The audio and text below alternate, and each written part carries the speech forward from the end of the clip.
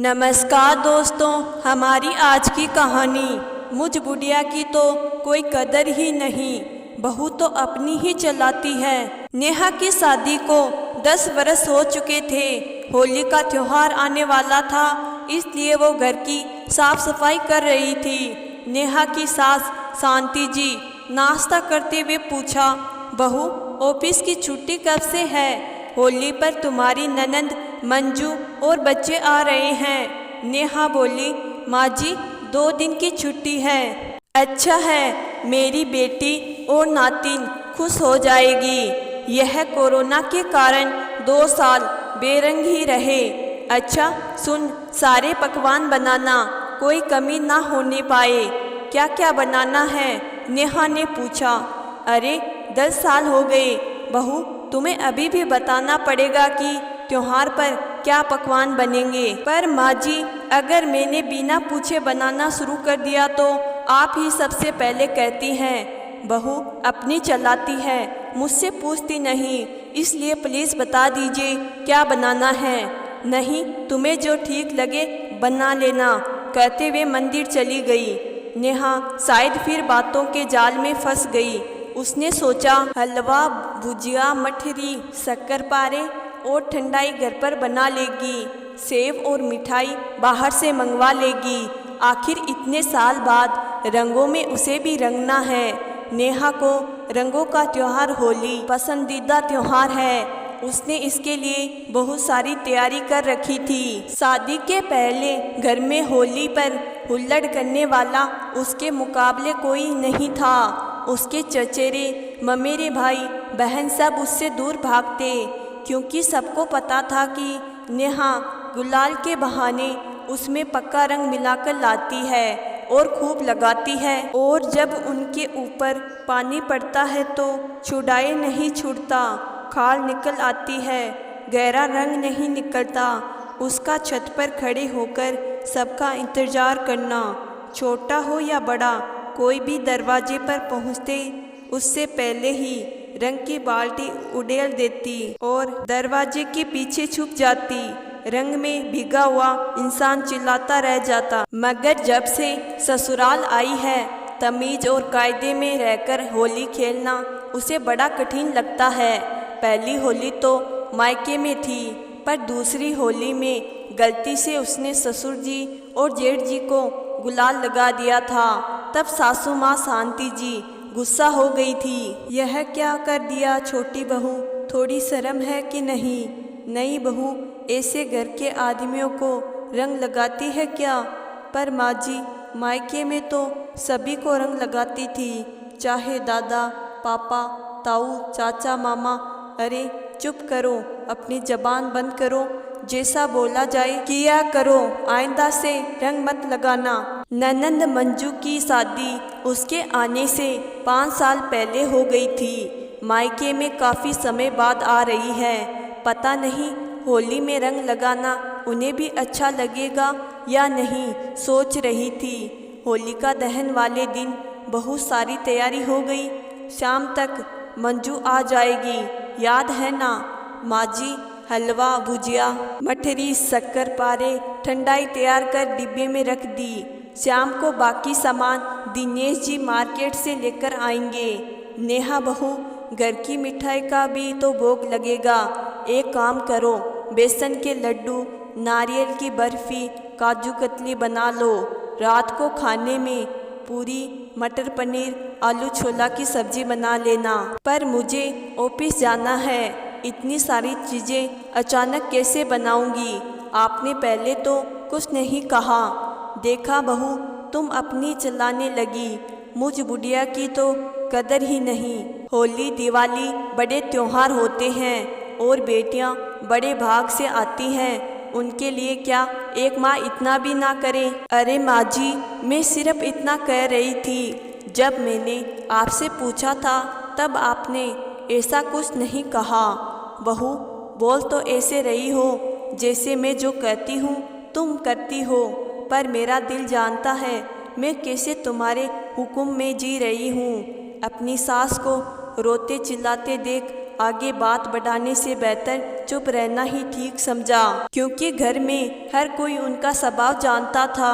वह किसी भी बात पर नाराज हो जाती और रोना चिल्लाना शुरू कर देती कि मेरी कोई कदर ही नहीं, सभी अपनी चलाते हैं। नेहा ने तुरंत मार्केट फ़ोन कर सामान ऑर्डर किया और छुट्टी लेकर रसोई पूरी बेसन के लड्डू और बर्फ़ी बनाने लगी। काम करते करते शाम हो गई।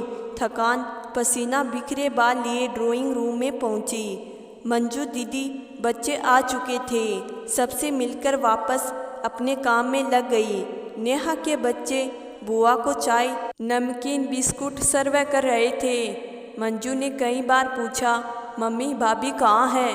अरे तू थक गई होगी, तुझे क्या करना, आ जाएगी। तू देख तो रही है कैसे अस्त व्यस्त रहती है। अजीब बहू मिली है, इतने साल हो गए अपनी चलाती है। ये नहीं पहले पूछ लेती क्या क्या बनाना है। अब ऐन वक्त पर घुसी है रसोई में। रात को पूजा हुई, सबने खाना खाया। मंजू बोली, तुम भी हमारे साथ बैठो। इतना सुनते ही शांति जी बोली, हाँ बैठ जाना, पर पहले जरा आलू छोला का कटोरा और 10-12 गरम पूरी ले आ। धीरे धीरे खाने की टेबल से सब उठ गए, पर नेहा का काम नहीं निपटा। नारियल की बर्फ़ी तो सेट होने रख दी, पर लड्डू नहीं बने। सोचा था खाना खाने के बाद बना लेगी, पर बर्तनों का ढेर, काम वाली भी 4 दिन की छुट्टी पर गई है, यानी ये बर्तन भी नेहा को ही धोने हैं, जिन्हें साफ करते करते 11 बज गए। कमरे में पहुँचते ही पलंग पर गिरी तो सुबह के 7 कब बज गए पता ना चला। बहू चाय नाश्ता बना लो, कब तक सोती रहोगी? मंजू भी दौड़ रसोई में पहुंची। मैं पोहा बनाती हूँ, माँ तुम चाय चढ़ा दो, तब तक भाभी आ जाएगी। दिमाग तो ठीक है तेरा, मेरे घुटने में दर्द है, मुझे ज़्यादा देर खड़ा ना हो जाएगा, और तुझे मायके में काम करने की ज़रूरत नहीं, पर मिलजुल कर करेंगे तो जल्दी हो जाएगा। कोई बात नहीं दीदी, मैं कर लूँगी। नेहा ने अपनी ननंद मंजू को बाहर भेज दिया। नाश्ता कर बच्चे बाहर खेलने लगे।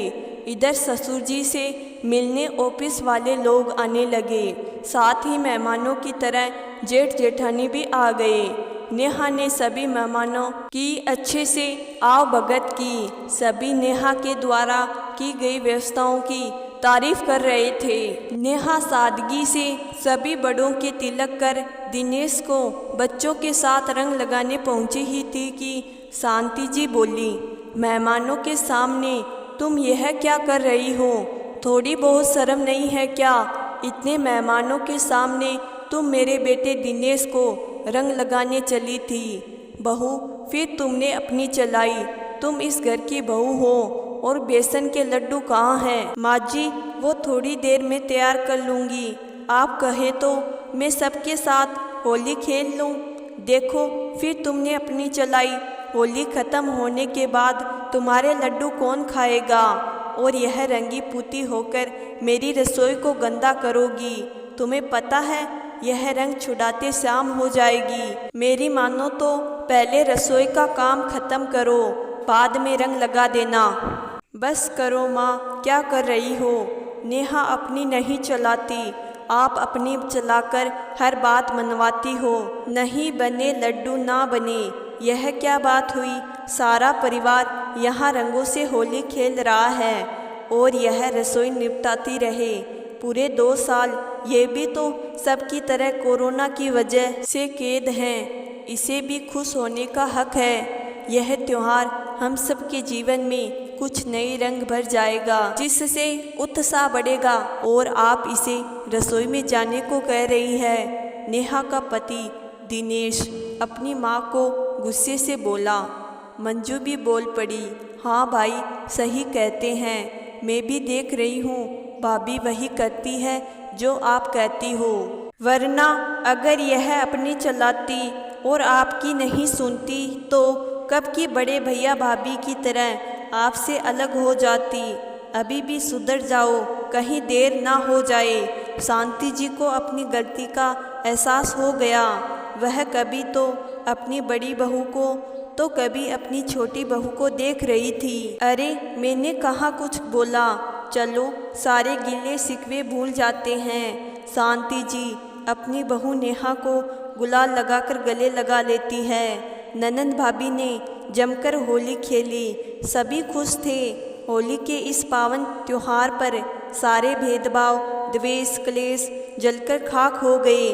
सभी रंगों का त्योहार का मज़ा ले रहे थे। तो दोस्तों मैं आशा करती हूँ कि आज की कहानी आपको ज़रूर पसंद आई होगी। कहानी पसंद आई है तो कहानी को लाइक और चैनल को ज़रूर सब्सक्राइब करिएगा। धन्यवाद।